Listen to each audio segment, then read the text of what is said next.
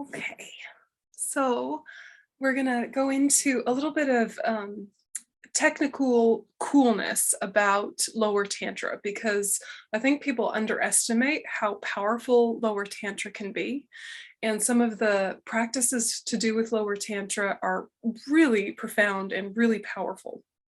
So I'm just going to do a quick review of the 4 classes of Tantra just so that you're oriented, and then we're going to do a bit of a deep dive into the lower Tantra practices. So I'll have the PowerPoint up, but if you have questions, I'll make sure to leave some time. So this is from Dr. 𝐁𝐻𝐻, and I'm sure a lot of you know about the Study Buddhism website. It's an amazing resource. He says, why Tantra is more efficient than Sutra.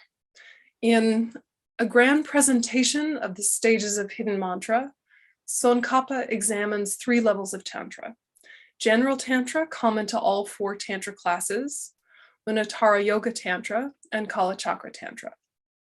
In terms of each, there are 4 main reasons for Tantra being quicker and more effective method of practice for attaining enlightenment. 1, the obtaining causes for attaining the enlightening body and mind of a Buddha are more analogous to the results we wish to attain. 2, there is a closer union of method and discriminating awareness as the path. 3, through voidness meditation on the appearance of our body as that of a Buddha figure, there is a special basis for understanding of voidness that is more subtle, more stable, and less deceptive than our ordinary body as the basis. And 4, there is a special level of mental activity, the clear light mind, used for perceiving voidness. So highest yoga tantra is kept particularly secret to prevent wrong views and confusion. So just the quick highest yoga tantra subdivision is generation stage and completion stage. And generation stage practice, there is actually practices that you may be familiar with before you even met Tantra, which are the meditation on the 8 stages at the time of death. So this is kind of part 1 of 3 in a classic generation stage meditation. And getting familiar with the 8 stages at the time of death is incredibly important for all levels of practitioner. But know that when you do highest yoga tantra, that meditation will come in handy, and there's more to be done with it. So it's a very powerful thing to get familiar with. The completion stage is where there's more actual manipulation of the channels, winds, and drops within the body, and you need the very strong basis of having done the generation stage practices first. So highest yoga tantra, we're not going to talk about very much this weekend.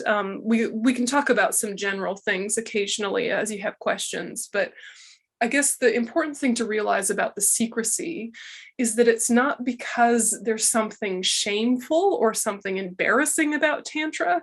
It's because of how easily there are wrong views and confusion. Okay, so I think that that is a huge misunderstanding in Tantra, and you'll see, you know, tantric deities in union or looking angry or halos of fire or snarly teeth, or like it's really full-on imagery. But I think what people need to understand is that we keep those images somewhat private in the past because seeing them is confusing.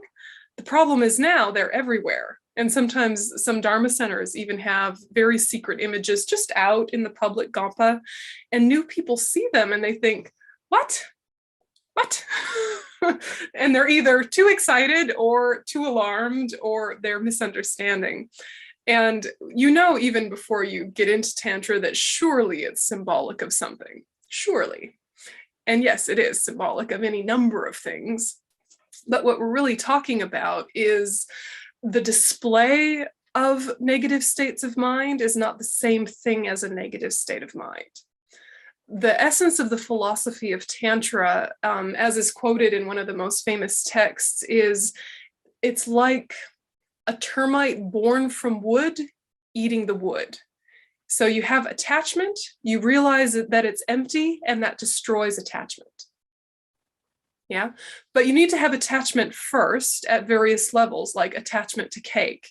So you let the attachment to cake arise, you realize that it's empty of inherent existence, and that destroys the very attachment that you started with. So when you see these images, it's reminding you of the very things we're trying to overcome and the catalysts for the very things that we're trying to overcome.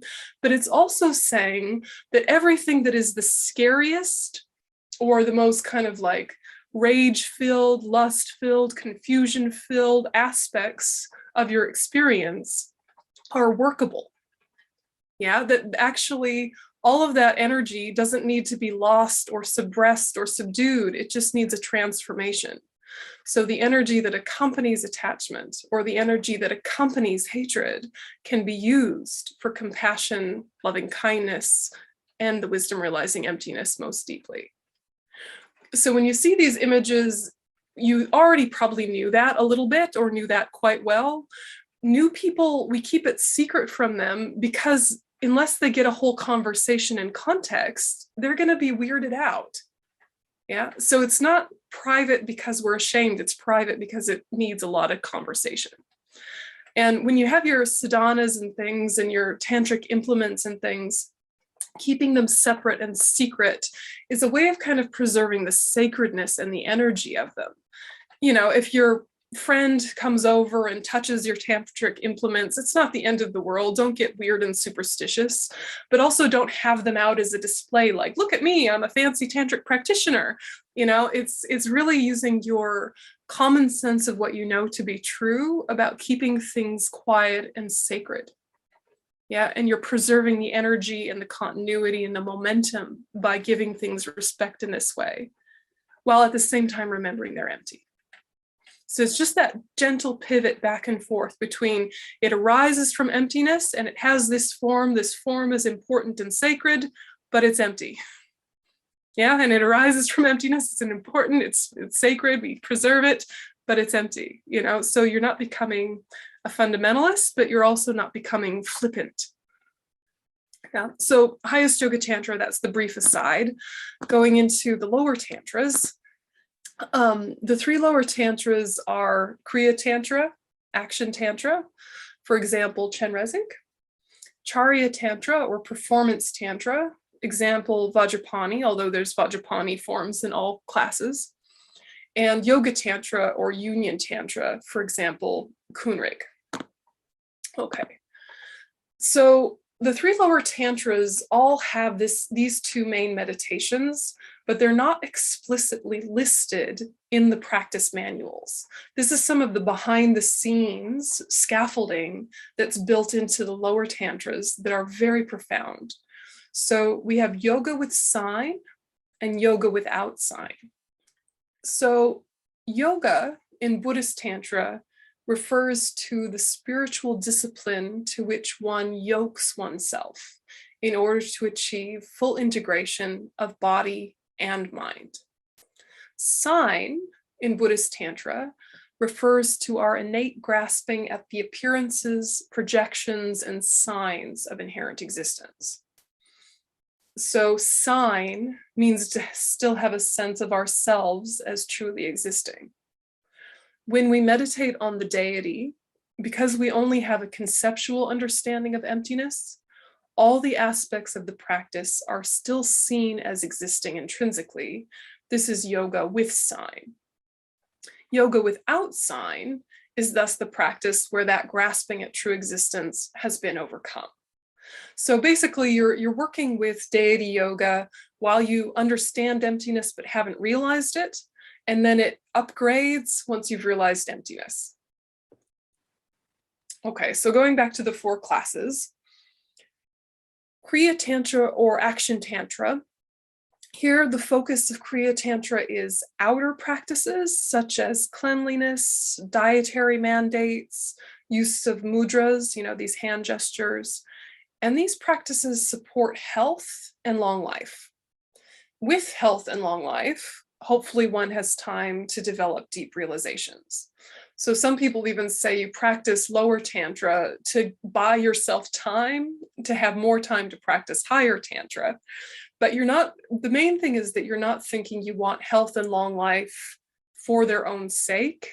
You're thinking the reason I want health and long life is because I have a perfect human rebirth and it's the best foundation to practice. So, you know, I need this life to go as long as it can so I can get a great deal of work done on the spiritual path. Because even if we die and are reborn as a human being again in a perfect condition, it'll take a while to grow up, to relearn some things, to kind of get back in the saddle with our practice. So we want to stretch this life as long as we can while still staying healthy and vibrant so that we can practice. So that's one of the main benefits of Kriya Tantra, is that it supports health and long life. And noteworthy, and I'm sure you all know this, is that all deities of all classes of Tantra have many aspects. Like you have four-armed 𝐀𝐻𝐿 and you have thousand-armed 𝐀𝐻𝐿. Both are still just Kriya Tantra. And then of course you have 𝐂𝐨𝐧𝐿 and you have Mahakala and you have Hayagriva, and all of these are related to 𝐀𝐻𝐿 as well in the higher Tantras.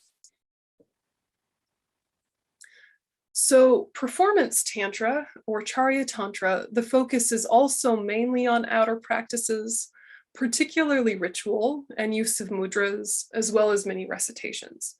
So this is rarely practiced in our tradition, and Charya Tantra is very similar to Kriya Tantra. Excuse me.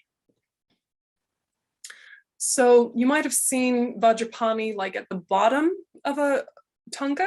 And these protectors, which are sometimes worldly deities, sometimes actual Buddhas, they can be in wrathful aspect or like scary aspect, but the aspect of wrath is to intimidate the disturbing emotions of those making inner or outer obstacles. It's not to intimidate the being or hurt the being, it's to intimidate their negative states of mind. So anytime you're seeing these wrathful deities, whether they're at the bottom of Tangas or they're like peripheral to your practice, or they're the practice you're doing, keep remembering that that aspect of rage and scariness is completely free from ill will.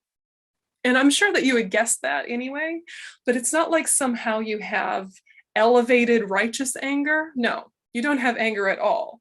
You have the appearance of anger, which intimidates other people's anger, but not them. It's a little bit like if you've seen a really skillful dog trainer with a really, really scary dog. Sometimes the dog trainer adopts a certain kind of like powerful aspect, and immediately the dog just kind of sits down and is quiet and is like, oh, you're in charge? Oh, okay, I'm happy with that. Have you seen that? As opposed to like a really scary dog trainer who might like beat the dog into submission. That's not what we're doing.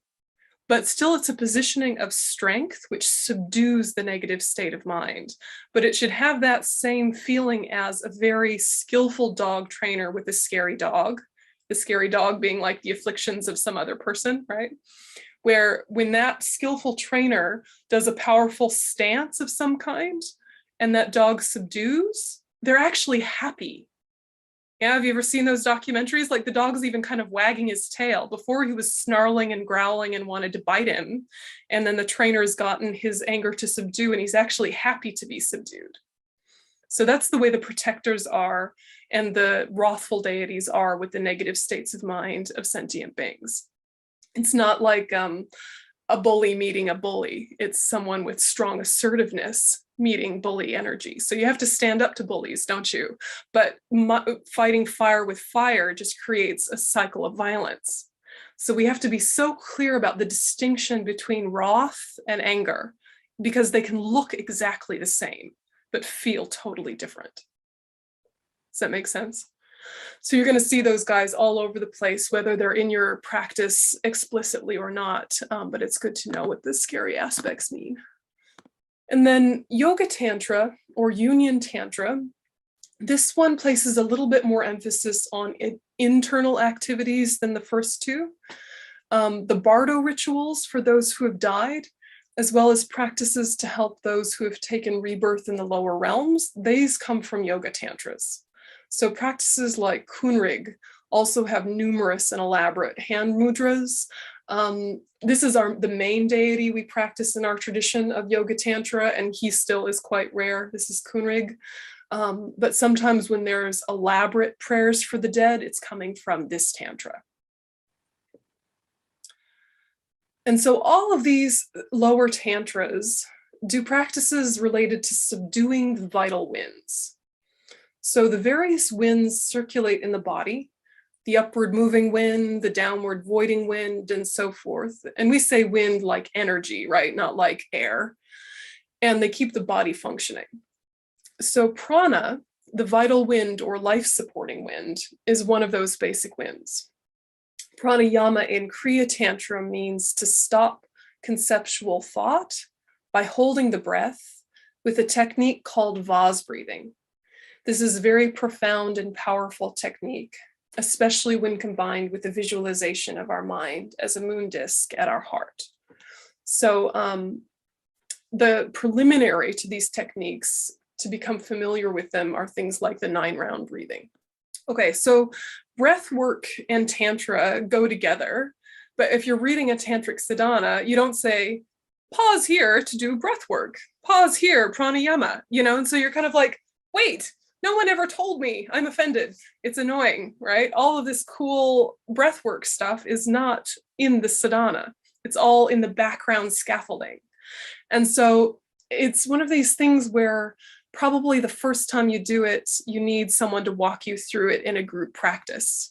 Yeah, or at least have a really, really excellent manual. I mean, Geshe Tashi Tsering's book on Tantra explains it pretty well, but you might use it as a reference after you've seen it first. Yeah, and been walked through it first, and then use that book as a reference. But the breath work that you do in the lower Tantras prepares you for the breath work you do in the higher Tantras. They're not exactly the same practice, but it's all kind of getting into control and getting into familiarity with these channels in the body. And, all Asian systems explain the chakra system very similarly. But basically your central channel and your side channels are visualized as straight in 3 lines, even though the reality is that the side ones wrap around the central one in knots. And those are the chakras, right?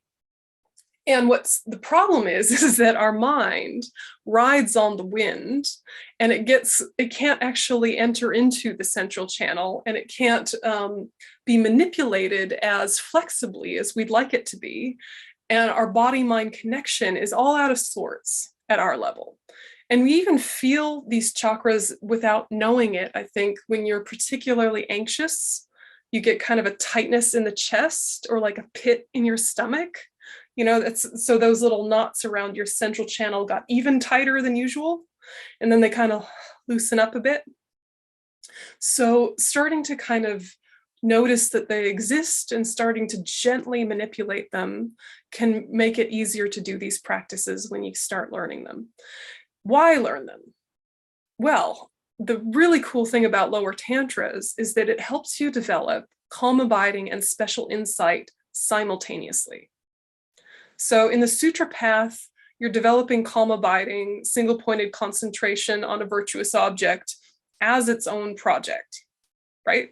You're using the breath, or you're using a mental image, or you're using the mind itself, or you're using a concept, but it's just one thing. Yeah, you're focusing your mind on one thing and bringing it back, and you get distracted and you bring it back, and you get distracted and you bring it back. And that's one project of meditation. We might call it shamatha or shine, right? Calm abiding, or serenity, the million different words for it, but single pointed concentration.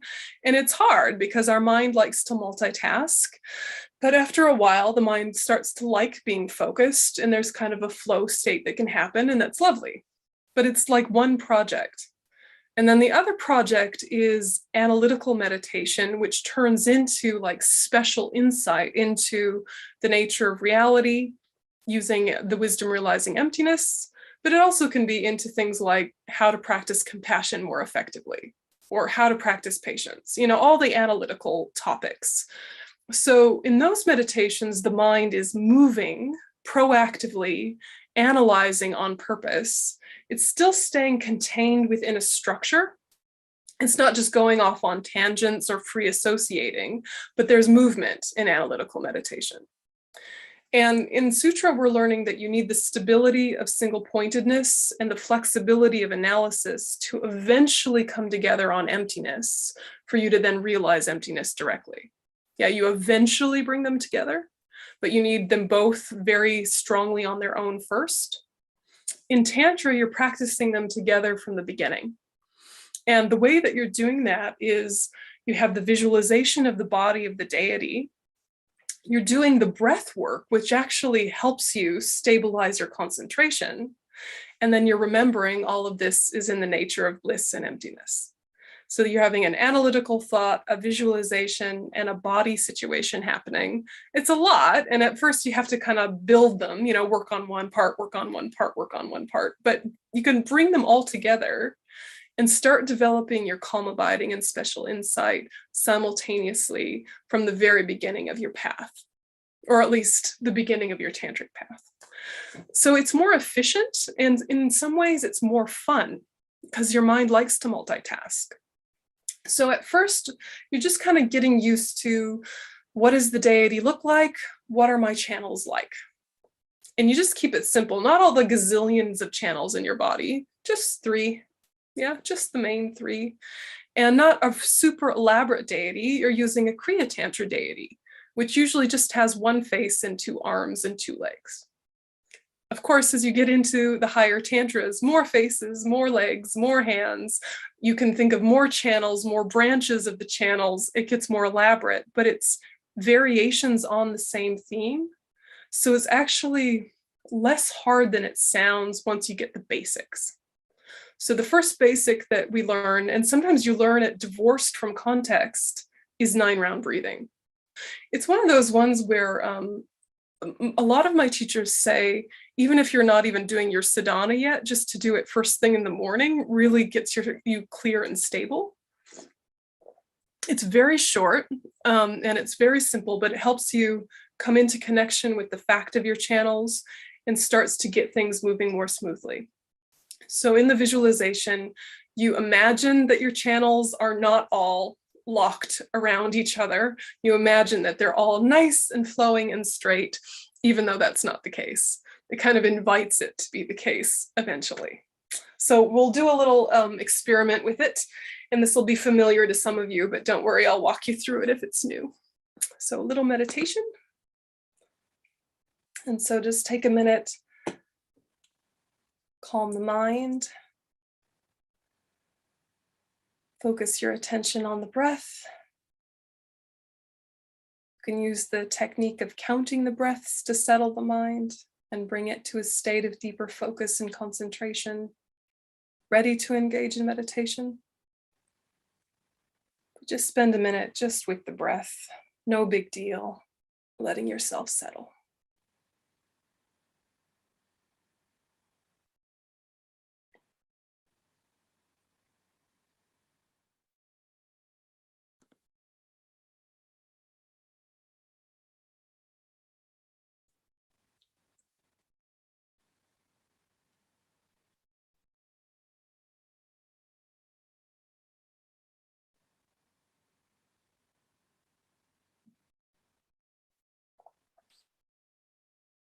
And as the mind starts to settle, create an altruistic motivation for the session.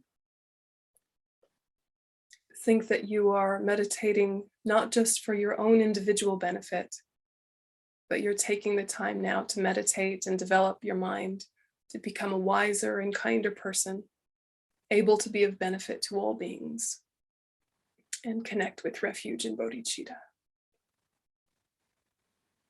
So just gradually bring your motivation back to your mind.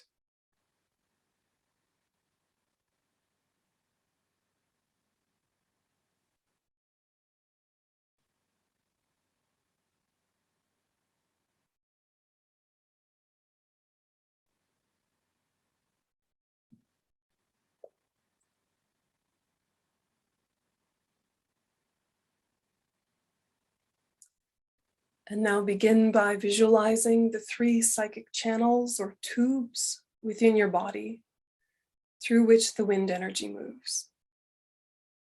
The channels are round and hollow, the size of a straw, and very fine, smooth, flexible, and luminous. The central channel is blue. It starts at a point midway between the eyebrows, curves up and back along the inside of the skull, like the handle of an umbrella, and then down along the inside of the spine to a point 4 finger widths below the navel.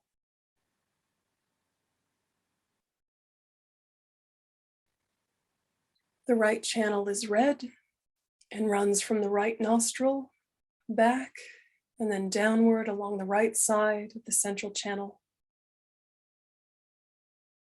to end at a point 4 finger widths below the navel.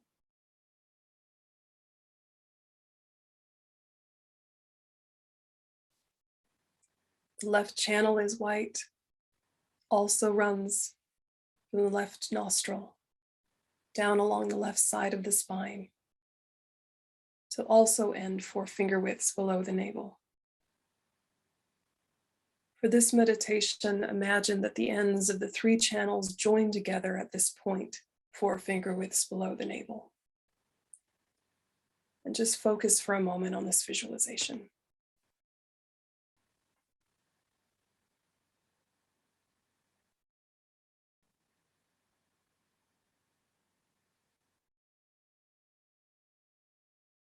And if you need to glance at the picture, go ahead. Just try and imagine these inside your own body.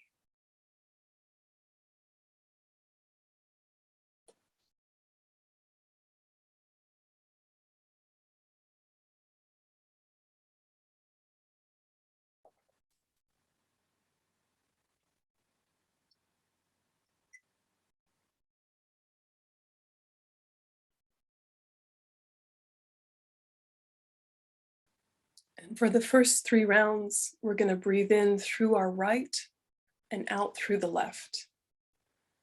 So hold the left nostril closed with an index finger. Inhale slowly and fully through the right nostril. Imagine that you are sending the breath all the way down to the end of the right channel.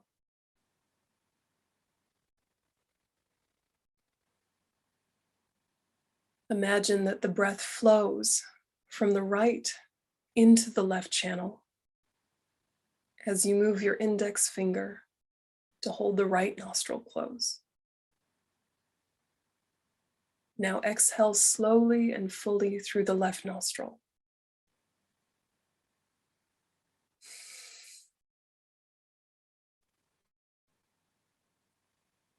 As the breath leaves the left nostril, imagine that all the impurities, such as distraction and mental dullness, are expelled with the breath.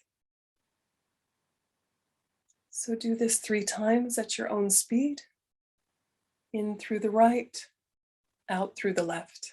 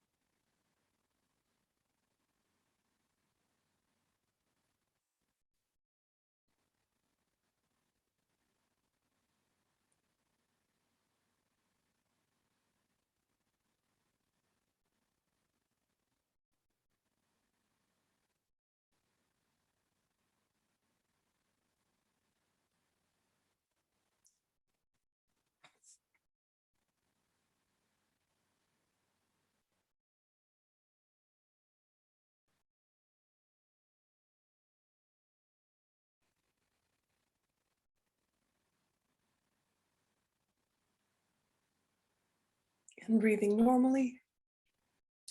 The next rounds, you'll breathe in through your left and out through the right. So you reverse the process, holding the right nostril closed with your index finger.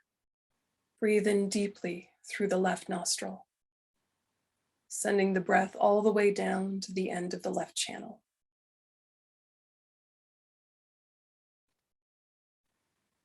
As the breath moves into the right channel, move your index finger to hold the left nostril closed. Exhale slowly and fully through the right nostril.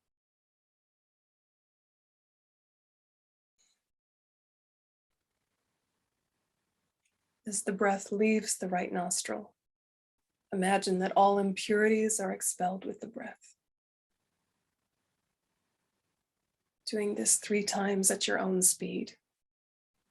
In through the left, out through the right.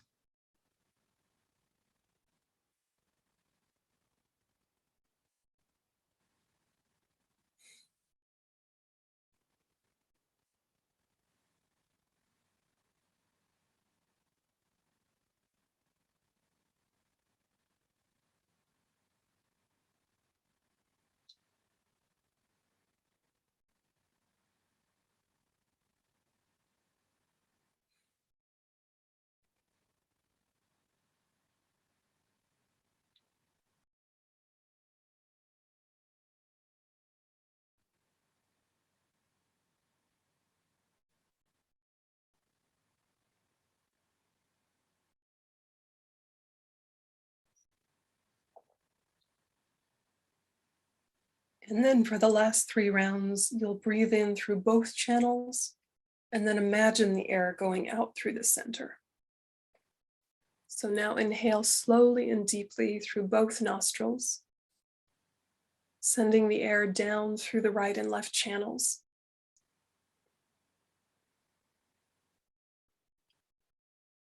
As you exhale, imagine that the breath is expelled up and out through the central channel. As you breathe out, imagine that you are expelling all impurities out through the point between the 2 brows. And repeat 2 more times. Breathing in through both, out through the center. At your own speed.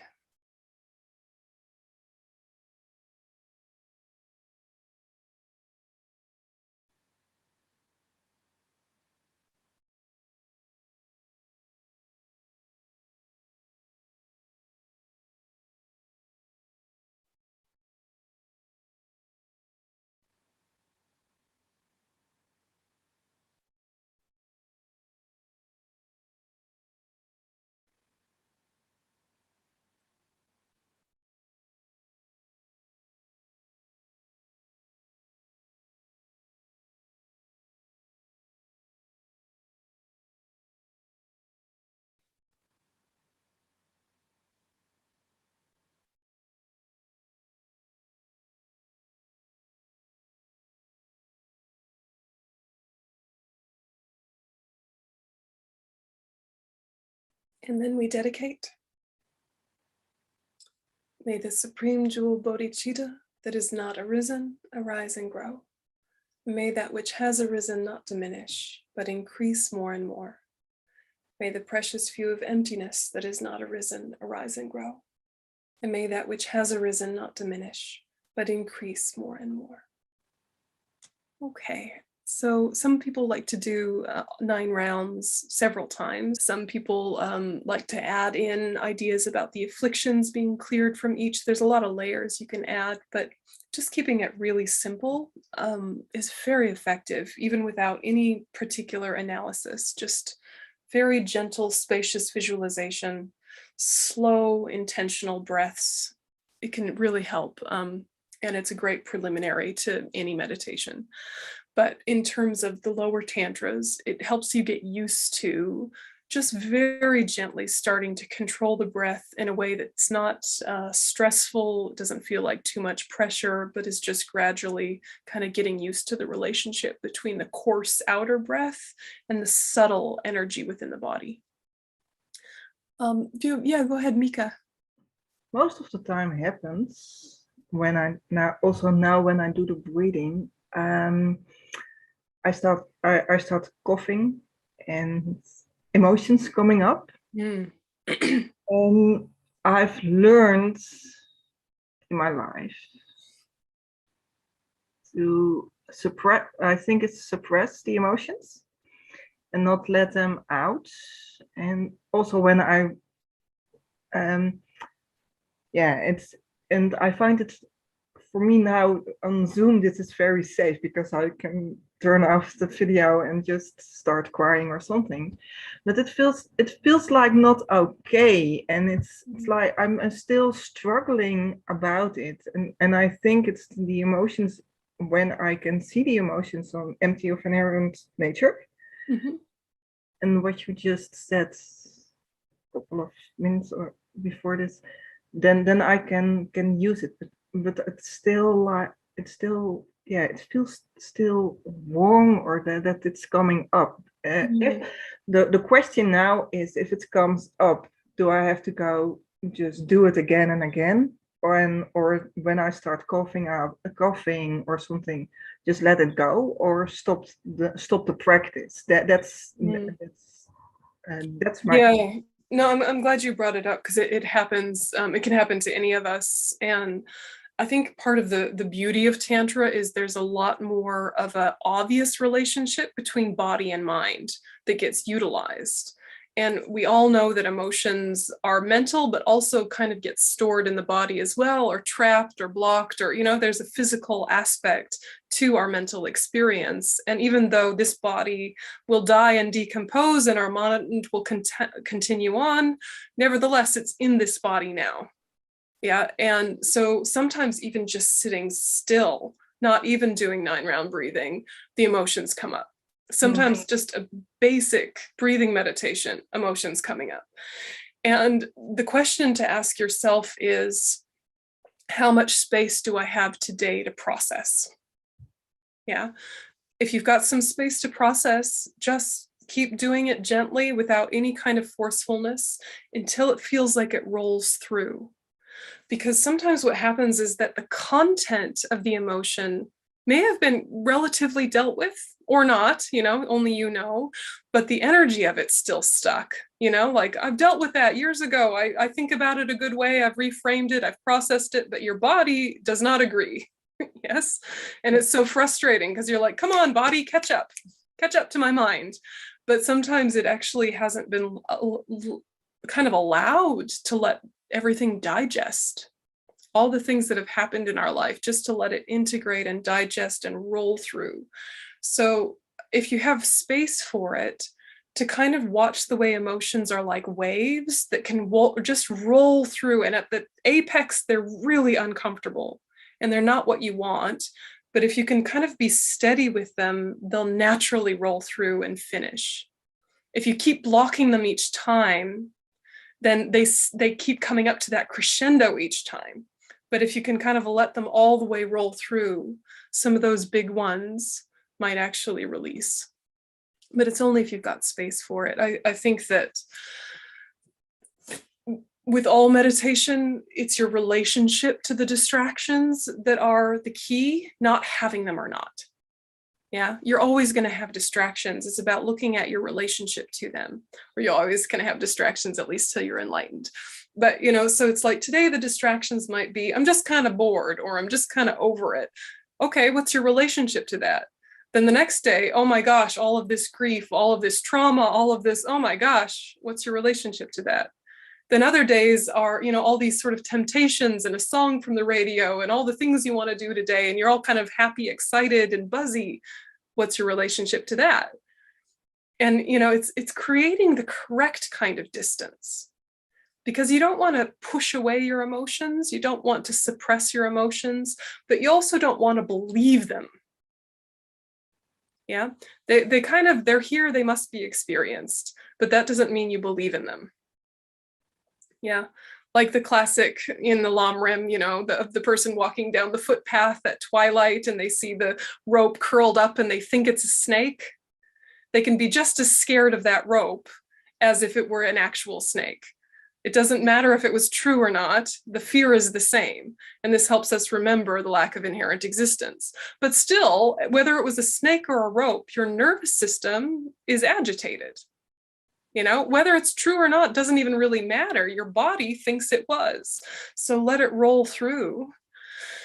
Otherwise, you just kind of keep blocking the same things again and again. So changing your relationship to your emotions, yeah, without kind of needing to agree with them or disagree with them.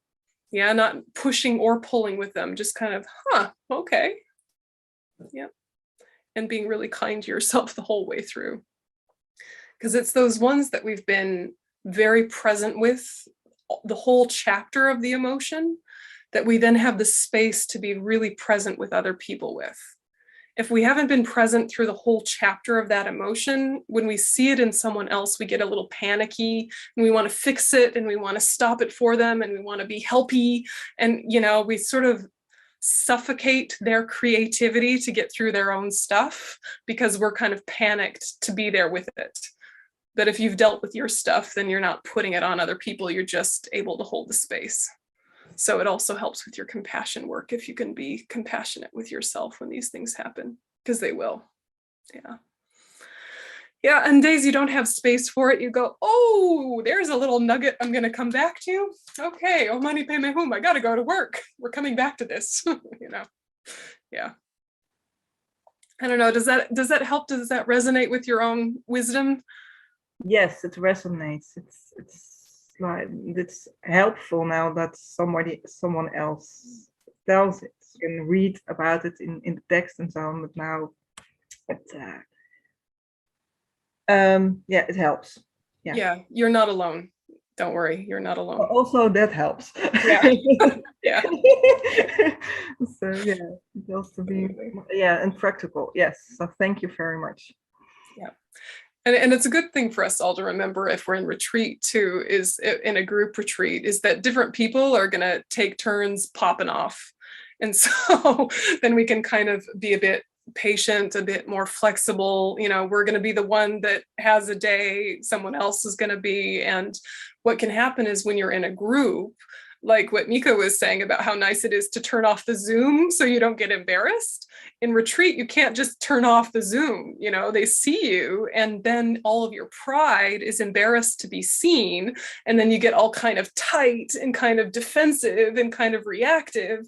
And then there's drama.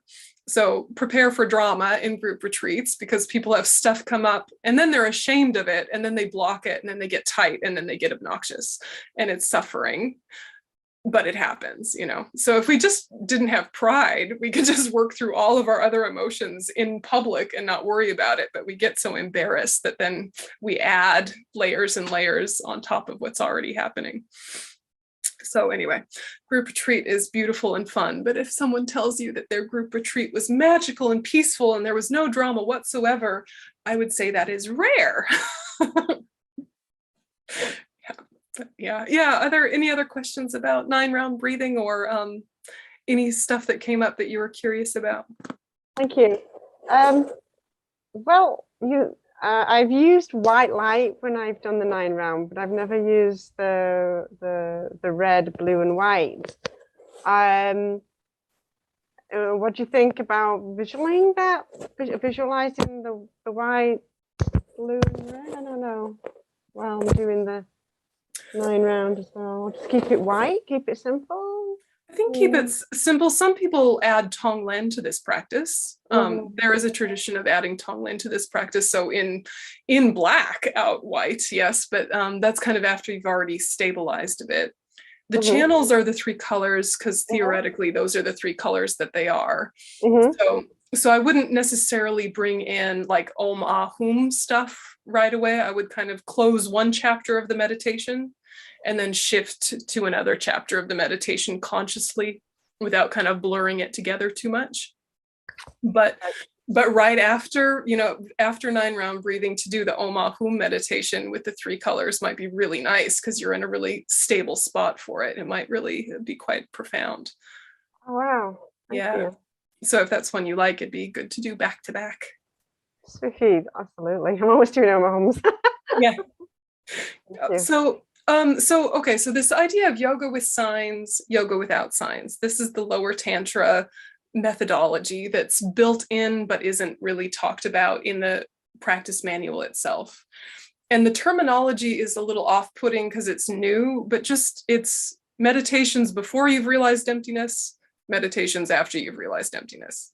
Okay, so before you've realized emptiness, there's more emphasis on visualization and breath work. After you've realized emptiness, the visualization is a little bit less important. So I'll kind of run you through it, but I think it's really interesting to know that it's built in, because then you can ask for more teachings on it. Okay, so yoga with sign is the starting point of all lower Tantra visualizations. So these deity yoga visualization practices offer a unique way of cultivating very sharp and deep concentration. Thus, the 3 branches of yoga with sign are called the 3 concentrations. So of course we have to have a subdivision now. So we have the concentration of the 4-branch repetition, the concentration of abiding in fire, and the concentration of abiding in sound. And some of these words might be familiar to you if you've ever done a Nungne, because in the Nungne Sadhana, the prayers reference these, and you might have wondered what they were referring to. So this first one, this 4 branches of repetition, refer to different ways of reciting the mantra. So the mantra may take different forms: syllables at the deity's heart, syllables at our own heart, sound moving backward and forward, but its purpose is to develop strong, sharp concentration. So the 4-branch repetition, again, these words can be off-putting, but they're actually easier than they sound. So abiding on the basis of another, abiding on the basis of oneself, abiding on the basis of mind, abiding on the basis of sound, these are just your focal objects, okay? So abiding on the basis of another is front generation and accumulates merit and inspiration.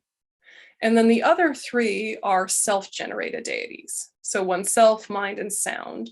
This develops calm abiding and special insight. So when we say front generation and self-generation, are those familiar terms to you guys? Ish, yeah. Self-generation, yourself is the deity. Front generation, the deity in front. Yeah. And the relationship between the front generation and the self-generation is kind of a fascinating thing to play with. The main thing at this point to be clear on is that you only do self-generation into practices you've had the specific empowerment for. Right, so if you've had a green Tara empowerment, then it doesn't mean you can just suddenly do medicine Buddha practice unless you've done medicine Buddha empowerment as well. But you can do the practice seeing the medicine Buddha in front anywhere it says self. Does that make sense? So until you have permission, you can still do these practices, but you just don't identify as the deity until you've had the empowerment of that deity. So I think that that's pretty clear, but it's one of those things that we have to keep coming back to, because sometimes once people have had one empowerment, they think the door is open to all of them, and you do need to have them one by one, even if they're quite related. Okay, so 4-branch repetition, abiding in the basis of another, the first part. Front generation can describe many meditations, but all are positioned in the space in front, facing itself. So the main deity and mandala and the merit field. So when we're talking front generated deities, sometimes you can have them on the crown of your head in the mantra part, but when they're in this section, we're talking about basically the ones that you're giving offerings to.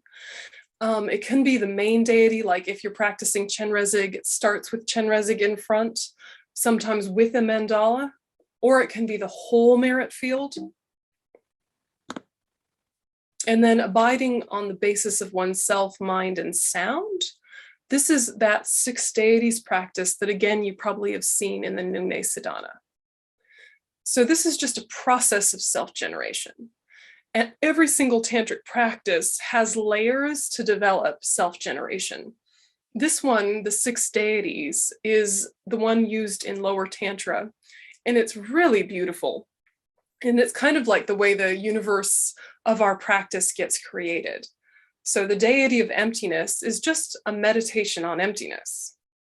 You meditate and you think, myself, the deity, all phenomena are one taste in emptiness.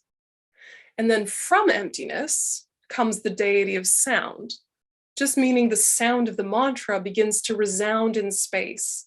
And in this case, it would be Om Mani Padme Hum. But Om Mani Padme Hum wouldn't be each syllable distinctly. It'd be like resonating, like the sound of a singing bowl. So Om Mani Padme Hum, Mani Padme Hum, Mani Padme Hum, like so fast you can't hear each individual syllable. You just hear the sound of the mantra. And then the sound of the mantra takes shape, and it takes the shape of the letters of the mantra or the syllables of the mantra.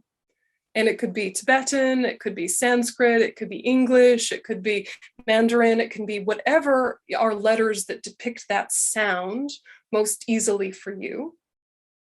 And then that sound and letters mixing becomes the form of the deity. Yeah, the actual shape of 𝐀𝐻𝐨, for example.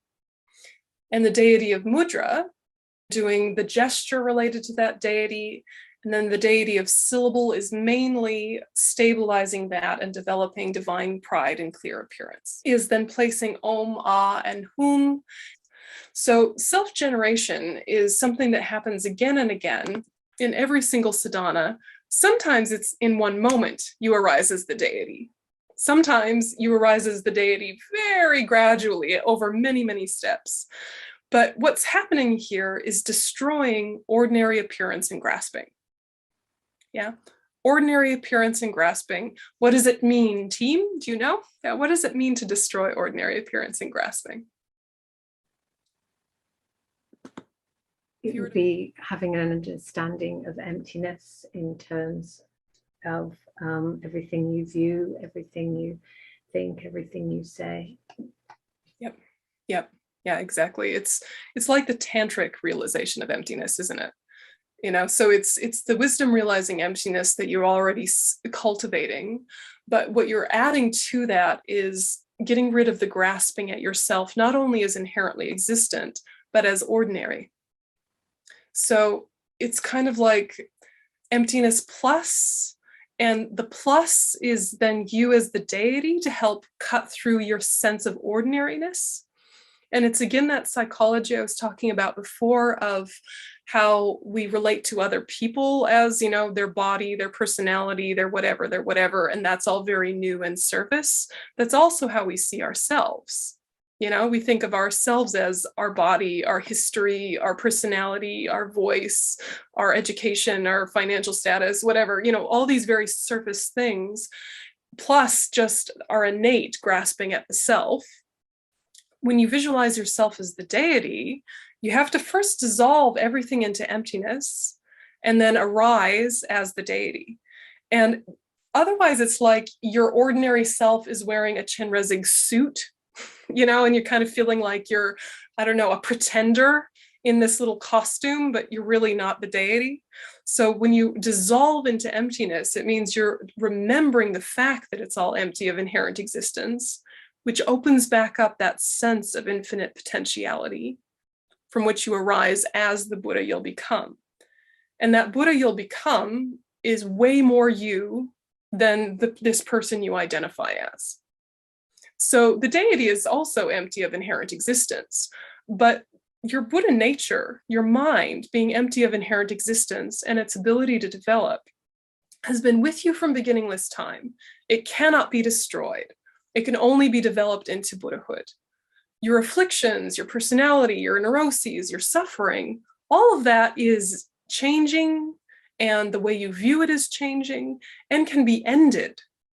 So identifying as something that will eventually be destroyed is silly, but that's what we do. Yeah. So you're just kind of like projecting the future into the present, which is actually realer than the present you sit with in this moment. It's more real. And that is a hard thing to kind of swallow. So overcoming ordinary appearance of yourself as ordinary and the grasping to it, this is the way you use the wisdom realizing emptiness in a tantric context. Yeah, it's a deep practice, but it's something that is part of the reason why there's so many layers in self-generation, because we have so many layers of how we misidentify ourselves. So even just the sound of your voice, what you say, how you say it, where it comes from, doesn't all of that feel like I and me and inherent? And none of it is.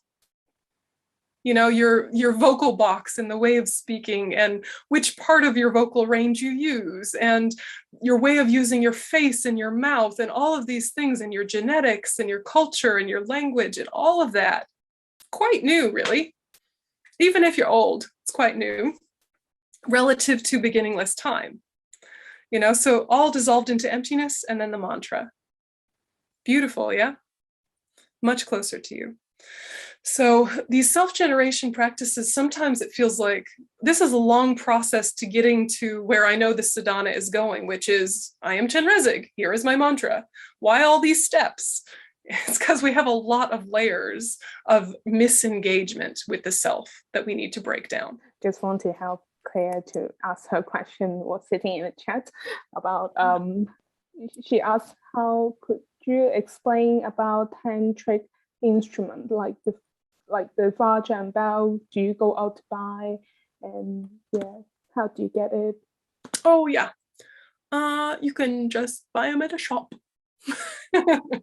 Sadly. Sadly. The thing with tantric implements is that if you have an empowerment, even a Kriya Tantra empowerment, you're allowed to use them. And it's good to use them. And strangely, lower tantras, it's more emphasized to use them than in higher tantras, even though at Dharma centers, usually the reverse is the case. Usually it's the highest yoga practitioners that use their implements, and the lower tantric practitioners don't even know how to use them. Technically, the lower tantras are more external. So doing displays and using the mudras is actually very helpful and a part of the practice. So it is good to learn them. It's kind of like, I don't know, if you're taking a child to a fancy restaurant, you give them a lot of activities to keep them busy so that they don't cause chaos and break all the nice china. You're sort of giving yourself implements to keep your hands active with something positive. It gives your mind a little bit more effort and jobs. Yeah, if you give yourself more jobs, it's harder to be distracted to other things. And as you go more subtle into the tantras, you need less of those external supports. You still can use them, they can still be helpful, but in the beginning, it's actually a very useful tool to like learn how to do these mudras. They're also beautiful visualizations related to the inner channels. So it's something that is worth kind of getting used to if you're into it. There can be a lot of power in that.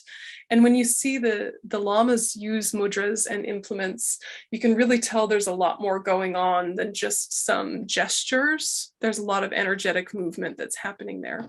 So just logistically, buy the ones that fit your hands nicely. Yeah. Test them and make sure the sound of it will make you happy. Yeah. It would be nice if they could be given to you by the Lama at the empowerment and that no one ever saw them before or afterwards, but it's not really how it is these days. So just go to the shop and find the ones you like. But also what you can do is ask one of your teachers to bless them if you like, and that can actually add a lot, especially just your heart connection with them. A lot of people have their private set that they keep covered and at home, and then they have their public set that they take to pujas. So your choice. Often Dharma centers will have a house set you can borrow though anyway, if you want to use them at public pujas. Yes, you were talking about empowerments, and I think Agnes and another lady mentioned that they attended the online 𝐀𝐻𝐿 empowerment by His Holiness a couple of weeks ago. Yeah. So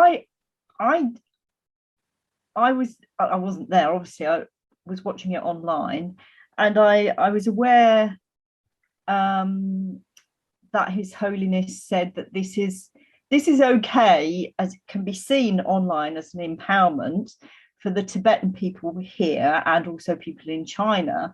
And at the time I was thinking, does that does that mean I have had the empowerment by sitting here watching it online?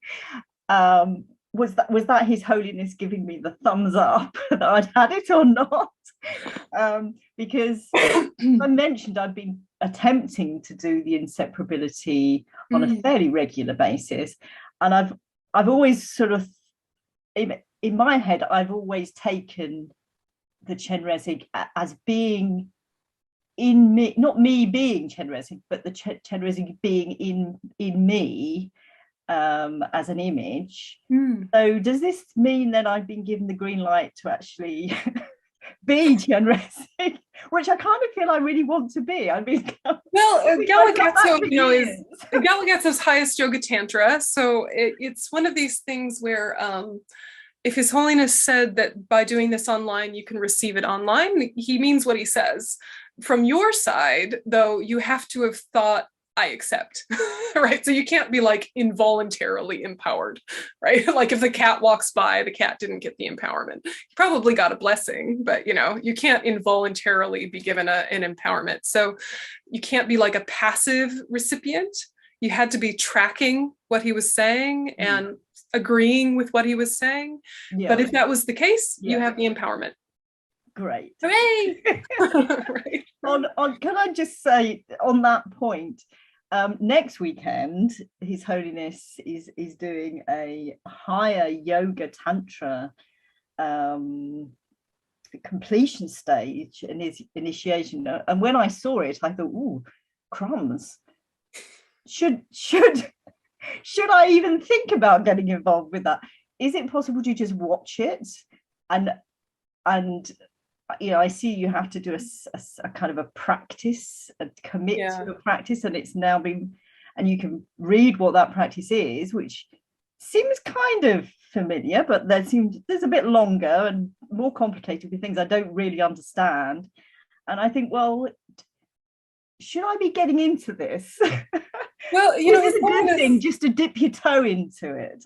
Look, it's one of these things where you want to be clear about your intention before you start, because so many of us have kind of stumbled into empowerments and not really known if we had it or not, and then we have ambivalence about the commitment because we had ambivalence about whether we were actually there, and it creates a lot of angst.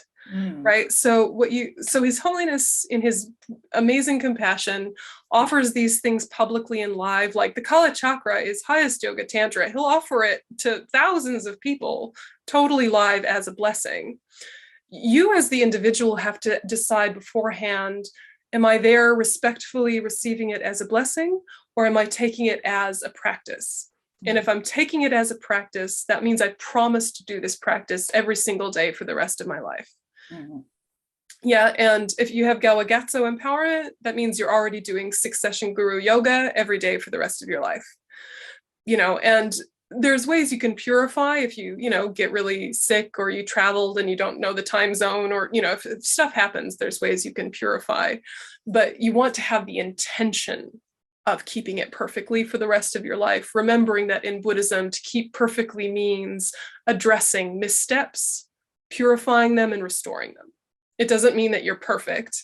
It means that your intention is to come back to it forever. So you don't want commitments to ever feel like a bag of rocks that you're carrying around like a burden, and that if you don't have commentary to the practice, it'll just feel like this weird, bizarre thing you have to do now and never will make any sense. And death is coming, and His Holiness is old, and you don't want to miss opportunities, right? So these are all just things to weigh up in your mind. But the point I'm trying to make is be very clear about what your intention is beforehand. Am I taking it as a blessing, or am I taking it as a real empowerment? And be really clear with yourself. Yeah. Thank you. Yeah, and look, I mean, I say full speed ahead with His Holiness, but you really have to know yourself. If you already have a ton of practices that you're keeping imperfectly and you're going to feel all sorts of guilt about keeping yet one more thing imperfectly, that's something to think about. But if it's the thing that will elevate your practice and inspire you to go more deeply, excellent. So just kind of sit with it and what your practice looks like. And it can just be so disheartening for students who have been trying to practice Tantra for years, knowing that it's not perfect, letting it go, coming back to it, letting it go, coming back to it. And you have all of this angst that happens. And the Buddhas will love you forever. You're not going to like lose the Buddhas by being a crap practitioner, but you start to feel a little sad and distant from your practice when you break promises, you know, because it means promises have less power. And making a promise is a powerful thing in all contexts, you know, so you're not going to be punished by anyone except your own mind, but your own mind probably will punish you a bit if you let go of commitments that you take. So it's just something to sit with and know that you can purify things, but, you know, use your best judgment. Use your best judgment. Yeah. Sharpen the horns of the dilemma. Hopefully. So we'll have a little break for lunch, and then we'll have another session and another little bit of practice if you like as well. Yep, excellent. Okay.